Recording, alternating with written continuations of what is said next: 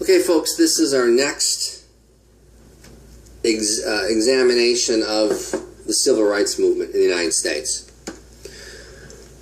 This is probably the most violent period. This is certainly going to be the most televised period. And it's televised because it's violent. We only had 3 channels at that time, NBC, ABC, and CBS, and there was so much violence in the civil rights movement, so many cameras recording it, that national news went from 15 minutes each night to 30 minutes. Well, Birmingham was an exceptionally segregated, racist, bigoted town. And the Reverend Fred Shuttleworth decides to have an all-out attack. Fill the jails, he says, with protesters. Boycott everything. Held sit-ins everywhere. Well, King was there, and he's arrested. That's where he wrote that famous letter from a Birmingham jail. The police used clubs and water cannons and dogs against the protesters. Bobby Kennedy, the Attorney General, negotiates a settlement, end all protests and sit-ins in exchange to end segregation. And Governor Wallace says, absolutely not. Well, the headquarters for the SCLC was firebombed. The home of Martin Luther King's brother was firebombed. Bobby Kennedy orders 3,000 federal troops to the city. And then September of 1963, we have the 16th Street Baptist Church bombing.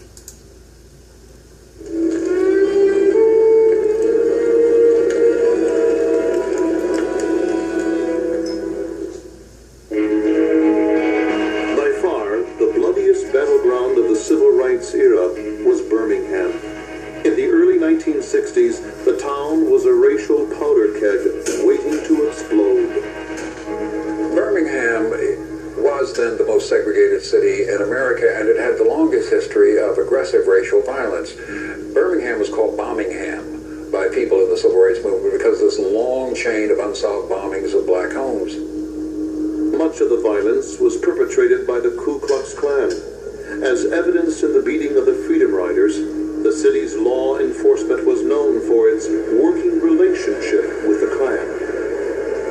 The Klan had more influence perhaps in Birmingham than they did in a lot of the other southern cities, and I think that contributed to the Klan's sense of bravado, where they felt like they could get away with anything, that nobody would hold them accountable. In this charged atmosphere, one of the cruelest of all acts of Klan terror occurred. The 16th Street Baptist Church was a symbol of the civil rights movement in Birmingham. The sacred chamber served as a staging point for demonstrations against segregated downtown public facilities. From the steps of the church, hundreds of black marchers, most of them kids, encountered the extreme force of Police Commissioner Bull Connor's attack dogs and high-pressure fire hoses. For radical segregationists like the Klan, the 16th Street Baptist Church became a special target. On a hazy Sunday morning in September of 1963, 4 young black girls attended Sunday school at the 16th Street Church. The day's Bible lesson was, A Love That Forgives. The 4 girls moved to the basement to don choir robes when suddenly a noise shot through the church like a cannon. A bomb planted near the basement ripped through the house of worship. Under an avalanche of shattered glass, toppled brick, and tangled metal, a gruesome discovery. Cynthia Wesley, age 14. Carol Robertson, age 14. Addie Mae Collins, age 14. And Denise McNair, age 11. All were found dead, their bodies buried atop one another. Of all the bad things that happened in the South during the Civil Rights era, to me, that was the worst. To anybody. Going to worship on Sunday morning in church, and they're killed for absolutely no reason except that they were black. Certain the bombers were members of plant investigation.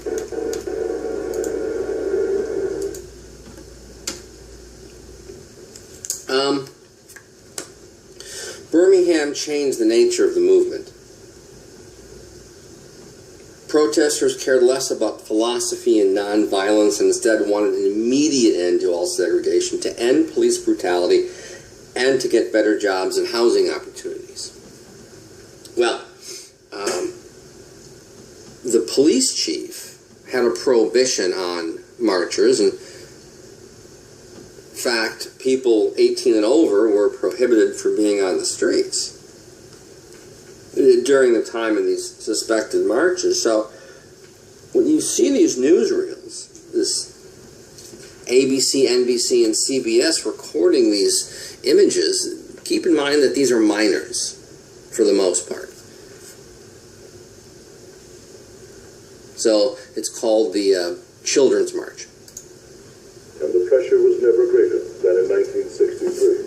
Early in the year, Dr. King and other black leaders decided to focus on what they called the most segregated big city in the United States, Birmingham, Alabama. The black leaders planned a highly visible demonstration of their demands for equality. On April 12, 1963, 2 weeks after the birth of his fourth child, Dr. King, Reverend Ralph Abernathy, and 1,000 others marched toward downtown Birmingham. The marchers were in deliberate violation of an order by Police Commissioner Bull Connor expressly forbidding demonstrations. The mass arrests began. As expected, King and Abernathy were arrested and jailed along with many others. King was held for 24 hours in solitary confinement until President Kennedy personally interceded with Birmingham officials. On May 2nd, 1963, a large group of black children joined the Birmingham protest. After a speech by King, they moved toward downtown. Again, the police began making arrests. The same buses that transported the children to segregated schools were now being used to haul them to segregated prisons. Before the day was over, almost 1,000 children were in jail. A day later, another 1,000 children joined the march. This time, the authorities resorted to violence. The marchers were blasted with fire hoses, beaten with clubs, attacked by police dogs, and gassed. This is going to be important for many reasons. One, for the Cold War. The Cold War is heating up. We had those two issues with Cuba. We have Vietnam. We have other wars, other border conflicts. And so this footage is being used as propaganda by the communist world, by China, by the Soviet Union, by others, to demonstrate that democracy does not work, that in a democratic society, the majority, prohibits the minority from being equal. And so their argument is, only in communist societies is there true equality.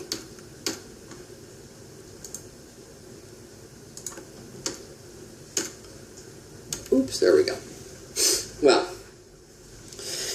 in June of '63, Governor Wallace of Alabama threatened to personally block the entrance to the state university because a court order said that African-American students could go. So Bobby Kennedy, the Attorney General, nationalizes the Alabama National Guard to protect the students.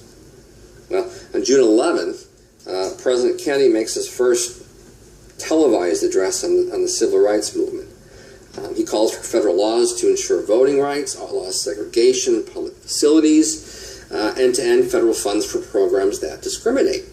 Well, after 3 years of nothing, 3 years of fence sitting, Kennedy seems to jump on the civil rights bandwagon. Within hours of Kennedy's address, Medgar Evers, the head of the NAACP in Mississippi, is assassinated. 15 minutes past midnight, Evers got out of his car beside his home in a Negro residential area. In a vacant lot about 40 yards away, a sniper fired a single shot from a high-powered rifle at Evers' silhouette. The bullet hit him in the back, crashed through his body, through a window into the house. He died within an hour at a Jackson hospital. City detectives believe the fatal shot was fired from this wheat gum tree. They have found a rifle in the bushes which they think is a murder weapon. They say they also have other clues. Mayor Allen Thompson Johnson cut short a Florida vacation and rushed back to City Hall, where he made this statement. The city of Jackson offers $5,000 reward to anyone who gives evidence leading to the arrest and the conviction of the guilty. Well, civil rights leaders say we got to do something big. And that big thing is a planned march, demonstration, and a series of speeches in Washington, D.C. President Kennedy opposes the marches, opposes the demonstration. On August 28, 1963, about 250,000 people met at the Lincoln Memorial, about 200,000 African Americans and about 50,000 white people. There was a series of speakers throughout the day. They talked about Vietnam. They talked about all sorts of aspects of civil rights. Bob Dylan performed. Joan Baez performed. It was this huge event, larger than King or any other civil rights leader expected, certainly larger than what President Kennedy expected. So later that day, Kennedy invites some of the civil rights leaders into the White House for a photo op. And then later that year, November 22nd, 1963, Kennedy is killed. The significance of that is because his vice president, Lyndon Baines Johnson from Texas, will become president. Johnson, unlike anyone we've seen, except for maybe Lincoln, and remember Lincoln was dragged kicking and screaming to the reality that the Civil War was about ending slavery. Johnson launches a massive series of attempts not just to bring equality to the United States between white and black people, but to attack all facets of problems in this country. Poverty, lack of access to health care, food deserts, you name it. And that's probably because of his background. He got his degree in teaching from what is today called Texas State University in San Marcos, and his first job was teaching the children of the farm workers, the migrants in the valley here in Texas. And he had never seen so much abject poverty. He wrote to his to the folks he went to school with, he wrote to his friends, he wrote to his family saying, please send anything. These kids need everything. I mean, not just school supplies, but clothes and gloves and hats and shoes. Well, Johnson supports something called the Civil Rights Act of 1964. Now remember, Kennedy's killed in November. 3 months later, Johnson gets the House by a vote of 290 to 130 to pass his civil rights bill. Senators threatened to filibuster. Well, Johnson was a politician unlike we've seen since, and possibly even before. Maybe FDR. Johnson had been around long enough that he knew everybody. He knew what their weaknesses were. He knew what their personal affectations were. And he was able to go to these people and convince them that it would be good to support his civil rights bill as opposed to having their idiosyncrasies displayed to their spouses. He would call the House in the afternoon of senators and congressmen, talk to their children, try to get their children to tell their daddy to vote for his civil rights legislation. He would have the Secret Service summon these senators in the middle of the night to come to the White House and discuss civil rights. Well, February the House passed it. July 2nd, Johnson signs the 1964 Civil Rights Act. The 1964 Civil Rights Act prohibits discrimination on race, sex, religion, or national origin. Sometimes they use ethnicity. These are called the protected classes. We're going to add more later on as more presidents expand the Civil Rights Act of 64. The Civil Rights Act of 64 created the Equal Opportunity Employment Commission. That's the federal organization or entity tasked with examining allegations allegations of civil rights abuses. And of course, it's still in operation today. The Civil Rights Act of '64 also provided federal money to desegregate schools. The Student Nonviolent Coordinating Committee was interested in registering African Americans to vote. This is known as the Mississippi Freedom Summer. 42% of the population of Mississippi were African Americans, but only 5% of the registered voters. So that's clearly a problem. Well, hundreds of volunteers go into Mississippi to register African Americans to vote. Now, these are primarily white, northern, college undergraduates. 3 will be killed before the registration even begins. Goodman, James Chaney, and Schwarmer. FBI will find their bodies beaten and shot. And then 3 more are killed during voter registration. At least 1,000 volunteers will eventually be arrested, 80 beaten, 35 shot, 30 bombings of black homes, schools, and churches. Well, there was a little problem, a little resentment between the civil rights leaders and these relatively well-off, northern, college-educated white kids who were joining the movement. That's a lecture for a different time. Well, the problem, clearly, from the Mississippi Freedom Summer was that the Civil Rights Act of 1964 did not cover voting. And there needed something. So, Selma, Alabama had been notoriously violent. So the SCLC decides to demonstrate to the federal government that the '64 Civil Rights Act does not really affect, well, certainly voting and other aspects. So there was daily marches. Thousands will be arrested. The sheriff was a guy named Jim Clark. Some were beaten, like the Reverend James Bevel. There was at least 1 death, Jimmy Lee Jackson. And so they decide to march on the governor's mansion. Now, the police prevented the marchers from leaving Selma, from crossing that infamous bridge, and then the police attacked the marchers.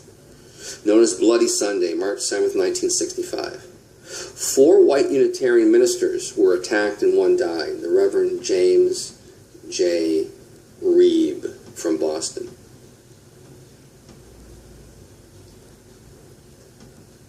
And a lot of this is going to be televised. Well, President Johnson, on TV in front of a joint session of Congress, called for a federal voters' rights law, which he signs in August of 1965. The Voting Rights Act of 1965 calls for the federal supervision of elections, calls for federal registration, outlaws roadblocks to purposely keep African Americans, the poor, and other minorities from voting, like the literacy test or the poll taxes. In 1964, 7% of blacks were registered to vote. By '68, that goes up to 57%. In the South, African American voters went from 1 million to 3.1 million. So clearly the Voting Rights Act was both needed and successful, and in 2015, the Supreme Court began to dismantle the Voting Rights Act of 1965, and within hours, the state of Texas and other southern states passed legislation which resulted in African Americans, poor, and other minorities from losing their ability to vote.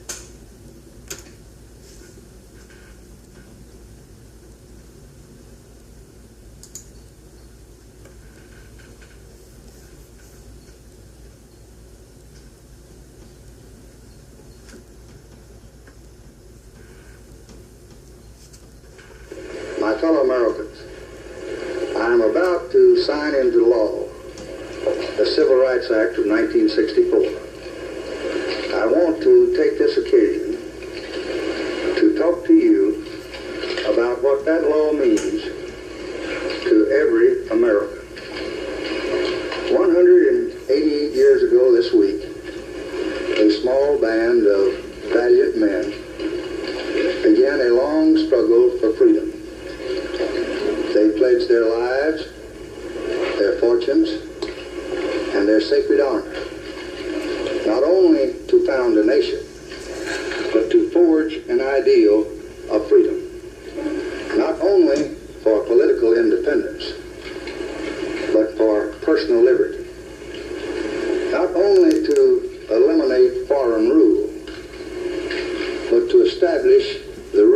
justice in the affairs of men.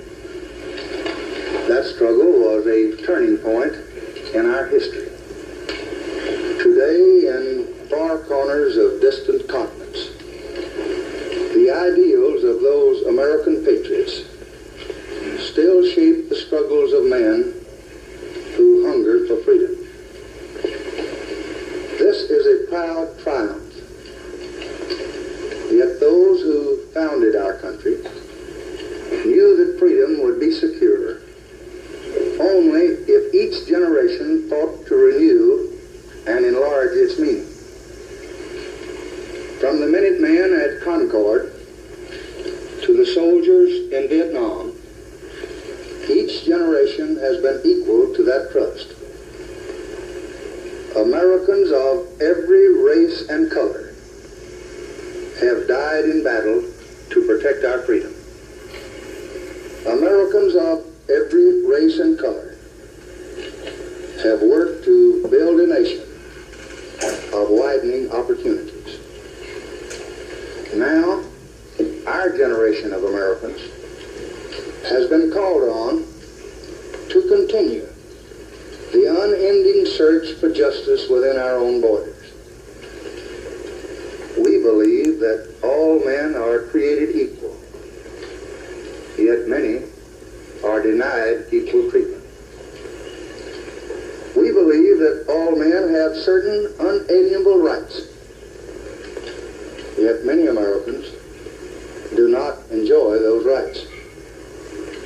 We believe that all men are entitled to the blessings of liberty, yet millions are being deprived of those blessings, not because of their own failures, but because of the color of their skin. The reasons are deeply embedded in history and tradition and the nature of man. We can understand without rancor or hatred how this all happened, but it cannot continue. Our Constitution, the foundation of our republic, forbids it. The principles of our freedom forbid it. Morality forbids it.